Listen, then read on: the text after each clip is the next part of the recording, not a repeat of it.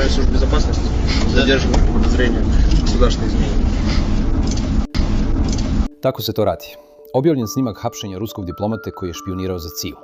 Ruski diplomata Arsenije Konovalev osuđen je na 12 godina zatvora zbog odavanja službene tajne Centralnoj obavještajnoj agenciji CIA.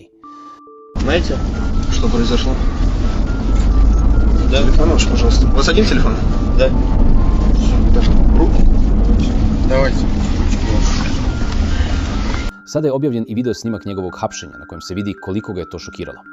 Pripadnici Federalne službe bezbednosti Rusije, FSB, uhapsili su u martu 2024. godine ruskog diplomatu Arsenija Konovaleva zbog tada sumnje da je odavao službene tajne tokom diplomatske misije u Sjedinjenim Američkim Državama.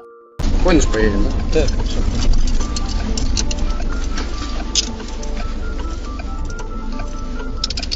Да. Знаете, что произошло? Что-то пояснить сразу можете? Нет. Надо посмотреть.